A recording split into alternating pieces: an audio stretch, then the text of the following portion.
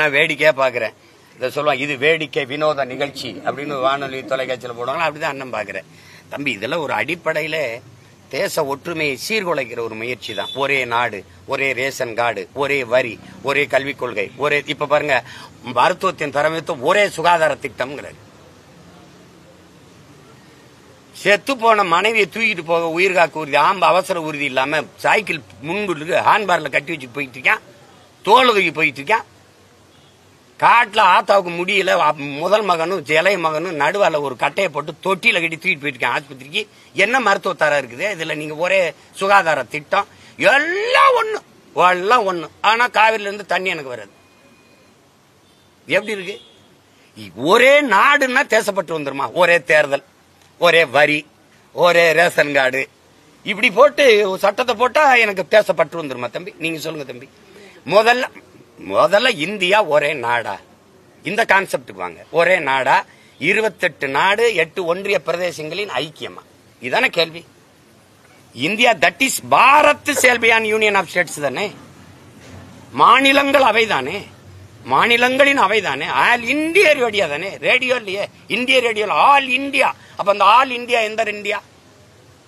இது என் நாடு, அது அவர் நாடு, அவர் நாடு. நாங்கள் தமிழர்கள், அவர்கள் தெலுங்கர்கள், அவர்கள் மலையாளிகள், அவர்கள் கன்னடர்கள், அவர் குஜராத்தி, அவர் பீகாரி, அவர் மராட்டியர், எல்லாரும் சேர்ந்து இந்திய நாட்டின் குடிமக்களாக நாங்கள் ஒருங்கிணைந்து வாழ்றோம்.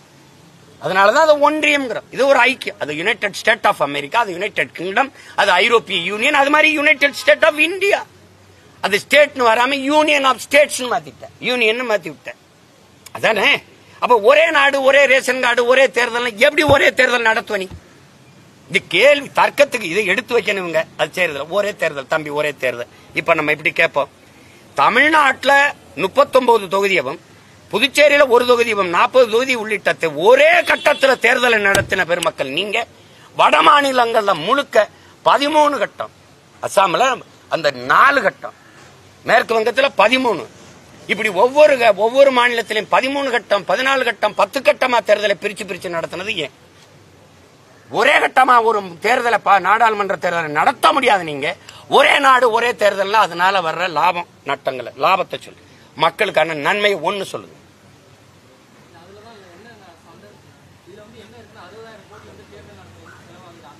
நீ என்ன அமைப்பு வச்சிருக்க? நீ 60,000 கோடி, நீ 2 தொகுதியில் எதுக்கு போட்டிடுற? 2 தொகுதியில் எதுக்கு போட்டிடுற? நீ ஒண்ணு மக்களை நம்மளையா, ஒன்னே நம்மளையா? தண்ட செலவு தானே.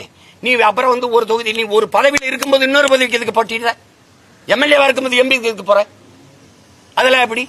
இப்ப ஈரோடுல இடைத்தேர்தல் வருமா வராதா? வரும். இப்ப என்ன பண்ணணும்? அமைப்பு மாற்றம், அடிப்படை அமைப்பு மாற்றம்னா இந்த சிஸ்டர் ராங்கா இருக்கு, சேஞ்ச் பண்ணணும்னு சொல்றாங்கல்ல, அது என்னது? இப்ப ஐயா ஈவி.கே. இளங்கோவன் முதல் இடத்துல வந்தாரா? 1,30,000 வாக்குனே வச்சுக்கிறோம், தோராயம் வச்சுக்கிறோம். 2வது வாக்கு வாங்கினவன் ஒருத்தர் வந்திருக்காருல்ல, அவர் 1,00,000 வாக்கு வாங்கியிருக்காரா? 1,00,000 பேர் அவர் மேல நம்பிக்கை போட்டு வாக்கு செலுத்திருக்காங்கல்ல. இப்ப இல்லைன்னா என்ன பண்ணும்? 2வதா வந்த இவரை இடைக்காலத்தில் இருக்கிற ஓராண்டு அல்லது 2 ஆண்டு சட்டமன்ற உறுப்பினர் இருந்து மக்கள் பணி செய்வார். அவ்வளவுதானே. செலவு மிச்சம், நேரம் மிச்சம், வலுக்கட்டாயம் ஒரு தேர்தல் திணிப்பு இல்ல. அப்படித்தானே மாத்திக்கணும். நீங்க இதுல எல்லாம் செலவு எப்படி செலவாகும்? இந்த தேர்தலுக்குன்னு ஒதுக்குற நிதியை தானே செலவு பண்ணுவீங்க. அது போக தனியா செலவு பண்றீங்களா? எப்படி? இப்ப இப்படி கேட்போம். இப்ப ஐயா மோடி அவருடைய ஆட்சி, ஐயா சந்திரபாபு நாயுடு, நிதிஷ்குமார் 2 பேர் தயவுல தானே இருக்குது. ஒருத்தர் விலகிட்டாரு, ஆட்சி கலையுமா கலையாதா? கலைஞ்சிரும். இப்ப பாராளுமன்றத்துக்கு மட்டுமா? மொத்த நாட்டையும், மாநிலங்கள் எல்லா ஆட்சியும் கலைச்சிட்டு மறுபடியும் மொத்தமா தேர்தல கேட்கறதுக்கு பதில் சொல்லுங்க. இப்போ எங்க ஐயா இறந்துட்டாங்க, ஈவி.கே. அந்த தொகுதிக்கு மட்டும் தேர்தலா? மொத்தமா கலைச்சிட்டு மொத்தமா தேர்தலா? இது தேவையில்லை தம்பி, தேவையில்லை. அண்ணன் திருப்பதி சொல்லுங்க, வேலையே இல்லாத தையல்காரர் என்ன பண்ணுவாரு? சும்மா தானே இருக்கேன், யானைக்கு டவுசர் தப்பம்னு தப்பாரு அவரு. அந்த கதையா நீ உனக்கு எதை பத்தி கவலை இருக்கு? உனக்கு நீ எதை பத்தி கவலைப்பட்டிருக்க? நீ ராமர் கோயிலை கட்டிக்கிட்டு கொஞ்ச நாள் அழுத, கட்டி முடிச்சாச்சு. அதே முழுக்க கட்டல ஒழுகுது. இருந்ததாவது நல்லா இருந்தது, இப்ப ஒழுகுது. உள்ள இருக்க குருமார்கள்லாம் கத்துறாங்க, என்னையோ ஒழுகுதியான்னு. முழுக்க முடிக்கல, மேல செட்டை போட்டு அப்படி திறந்து விட்டு போயிட்டீங்க. இப்ப யாராவது உங்க மனசார்ந்த சொல்லுங்க, ஜெய் ஸ்ரீராம் கோஷம் போடுறாங்களா? ஏன்? மார்க்கெட் இல்ல. மார்க்கெட்ல அதை ஹீரோ வச்சு யார் நம்பி படம் எடுப்பா? இப்ப இல்ல, அவருக்கு இல்ல. கடவுளை உங்களுக்கு நீங்க கட்சி தலைவராக்கி பிள்ளையார பொதுச் செயலாளராக்கி வச்சிருந்தீங்க. நீங்க உங்க கட்சி ப்ராப்பர்ட்டி ஆக்கி வச்சிருந்தீங்க. இது மாதிரி கொடுமை உலகத்தில் இருக்கா தம்பி? பிஜேபிக்கு மட்டும்தான் ராமரா? பிஜேபிக்கு மட்டும்தான் பிள்ளையார், மத்தவனுக்கு இல்ல. அது பிஜேபி இருக்கிற மட்டும்தான் ராமர் படைச்சு காத்தாரு, மத்தவெல்லாம் விட்டு போயிட்டாரா? இல்ல எப்படி? நீ ஏன் கைவிட்டாப்போ? அந்த இடத்துல அகிலேஷன் ஒருத்தன் வந்தான், ஒரு தாழ்த்தப்பட்ட ஒரு மகனை தூக்கி பொது தொகுதியில போட்டு ஒரே அடி அடிச்சு தோக்கடிச்சுட்டு போயிட்டான். அதுக்கப்புறம் ஜெய் ஸ்ரீராம் முடிஞ்சு போச்சு. ஏன்னா மார்க்கெட் இல்ல அவருக்கு. இப்ப ராமரை சொல்லி அந்த இடத்துல ஓட்டு வாங்க முடியல. அவர் கோயில் கட்டின இடத்துல எவ்வளவு வழி இருந்தா ராமர் அந்த இடத்துல தோக்கடிப்பாரு. டே என்னை வச்சு என்னடா சேட்டம், வெறுத்துட்டாப்ல. வெறுத்து இதே வேலையா திரியலான்னு ஒழிச்சு. இப்ப ஜெய் ஸ்ரீராம் கிடையாது, இப்ப ஜெய் பூரி ஜெகநாத், ஜெய் ஜெகநாத். திடீர்னு இங்க வர்றது வேலை தூக்குறது, திடீர்னு அங்க வர்றது ஐயப்பனை தூக்குறது. இதுவா தம்பி? கோயிலை விட்டு வாங்க குடிசைக்கு. சாதி மதத்தை பேசி, சாமியை பத்தி பேசி, பூமியை பத்தி கவலைப்படாதான் இவ்வளவு பிரச்சனை. பருவநிலை மாற்றம், புவி வெப்பம், இதெல்லாம் எங்க இருந்து வருது? நீ கிளீன் இந்தியா கொண்டு வந்த, கிளீன் இந்தியா ஏன் கொண்டு வரல? நீங்க ஏன் கொண்டு வரல? கிளீன் இந்தியால எல்லாம் கிளீன் ஆயிடுச்சா தம்பி? பிரதமர் பேசுறாரு தம்பி, பிளாஸ்டிக் இல்லாத நாட்டை நம்ம உருவாக்கணும்னு. அதை நாங்க பேசலாம், நீங்க செய்யணும். செயல்படுத்தல இடத்துல இருக்கிற ஒருத்தரும் நம்மள மாதிரி பேச கூடாதுல்ல. இப்ப இவங்க எல்லாம் பேசுவாங்கல்ல, மத்திய அரசுங்களுக்கு நிதி தர மாட்டேங்குது, அதனால வாத்தியார்களுக்கு எல்லாம் சம்பளம் கொடுக்கல. இந்த புலம்புற வேலை அதிகாரத்தில் இல்லாத நாங்க செய்யறது, போராடி பெற்று தர வேண்டிய வேலை செய்யறது அதிகாரத்திற்கு நீங்க செய்யறது. 40 நாடாளுமன்ற உறுப்பினரை வச்சுக்கிட்டு எங்களை இதுல இந்த பிஎம் சிறி பிஎம் திட்டத்துல பள்ளி திட்டத்துல கையெழுத்து போட சொல்லுது, இல்லைன்னா காசு தர மாட்டேங்குது. எங்க கிட்ட சொல்லக்கூடாது, அங்க சண்டை போட்டு வாங்கணும். அந்த மாதிரி இந்த ஒரு நாடு ஒரு தேர்தல் தேவையற்ற வேலை தம்பி. அதனால என்ன 60,000 கோடி மிச்சம். அவ்வளவு நேர்மையான ஆட்சியாளர்களா நீங்க? அவ்வளவு சிக்கனமா செலவு பண்ணி கொண்டு போறீங்களா நீங்க? சொல்லுங்க. ஒரு கேள்விதானே. சரக்கு மற்றும் சேவை வரியால் ஒரு ஆண்டுக்கு எவ்வளவு வருவாய் பெருக்கம் வருது? நிதிநிலை அறிக்கையில காட்டுங்க.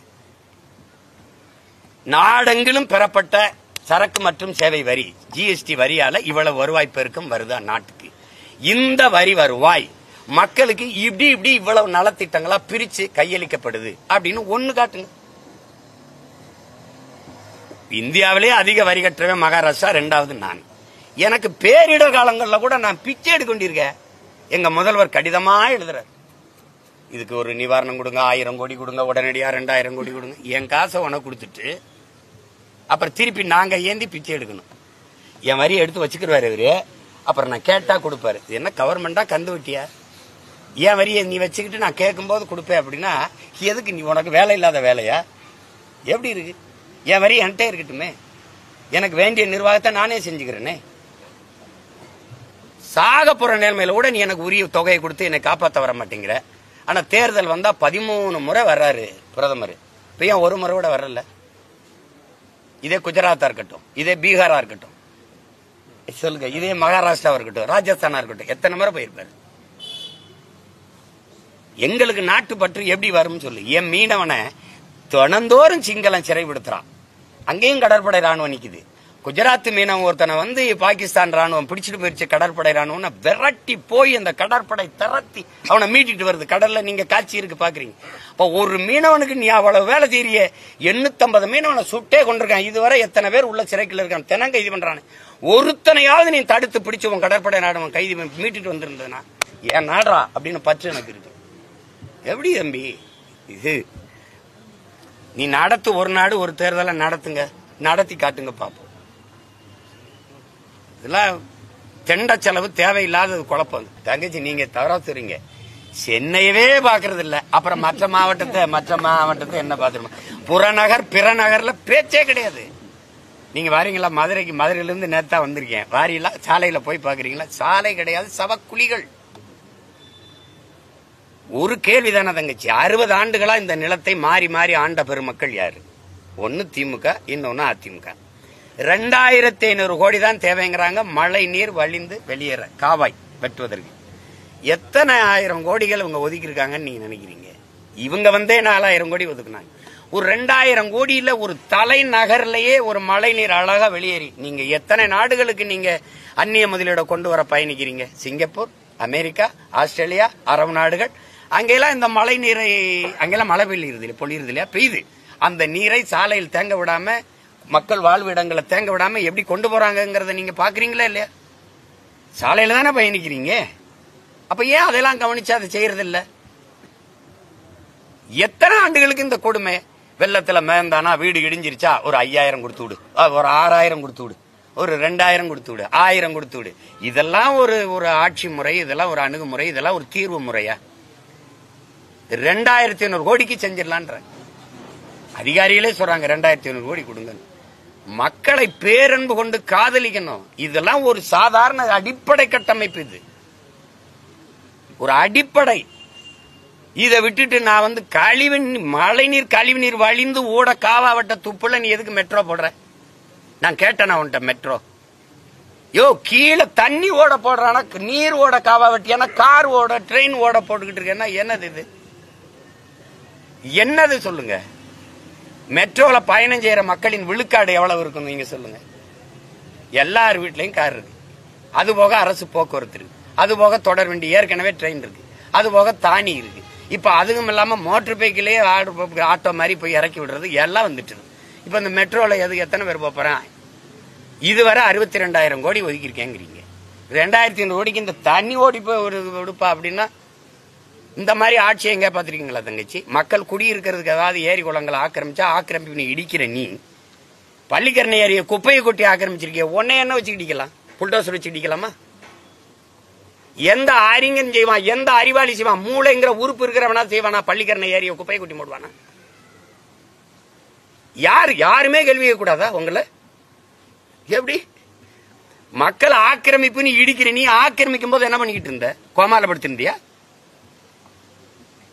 கோமாலப்படுத்திருந்தியா? என்ன பண்ண? அவனுக்கு பிளாட் போட்டு வித்தது யாரு?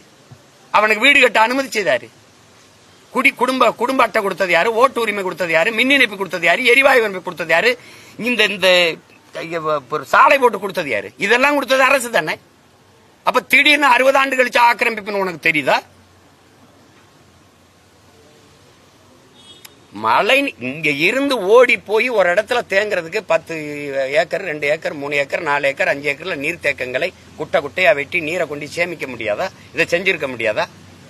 நீங்க என்னோட வாங்க. இருந்த கோயில் குளங்களை இவங்க மீன் குட்டை மாதிரி மீன் வளர்க்குற தொட்டி மாதிரி கட்டி வச்சிருக்காங்களா இல்லையா? இப்படி போங்க, இந்த பக்கத்துல இருக்குது அந்த கோயில் குளம் எப்படி இருந்தது? நீ என்ன பண்ணி வச்சிருக்க? நீ என்ன பண்ணி வச்சிருக்க? சுத்தி சிமெண்ட போட்டு தொட்டி வச்சிருக்க நீச்சல் குளம் மாதிரி. ஒரு நீர் மேலாண்மைங்கிறது நீ புதுசாக கண்டுபிடிக்க வேண்டியதில்லை. பரம்பரையா பல ஆயிரம் ஆண்டுகளா என் முன்னோர்கள் செஞ்சு வச்சதை நீங்க கடைப்பிடி. சென்னை ஒரு நீர் தேக்கம், சென்னையே ஒரு ஏரி நகர்.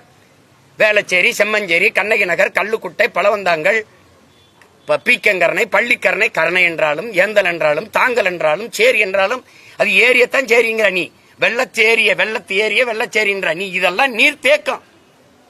நீரின்றி அமையாது உலகன்னு சொன்னவனுக்கு நீ வள்ளுவர் கோட்டம்னு ஒண்ணு கட்டி வச்சிருக்க. எங்க? ஏரிய தூத்துட்டு. ஏரியாவுக்கு பேர் என்ன? லேக் ஏரியா. இங்க ஏரி இருந்தது எங்கன்னு கேட்டா அங்கிட்டு போறியாங்கிற நீ. அப்ப ஏரிய தூத்துப்பிட்டு கட்டியிருக்க.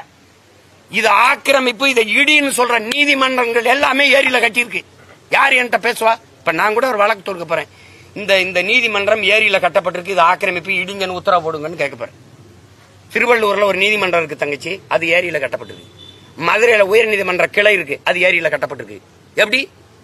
எம்எம்டிஏ காலனி இருக்குல்ல, எம்எம்டிஏ குடியிருப்பு எதுல கட்டப்பட்டிருக்கு? அரசு அலுவலகங்கள் அத்தனையும் ஏரியில கட்டப்பட்டிருக்கு, நீர் தேக்கங்கள்ல கட்டப்பட்டிருக்கு.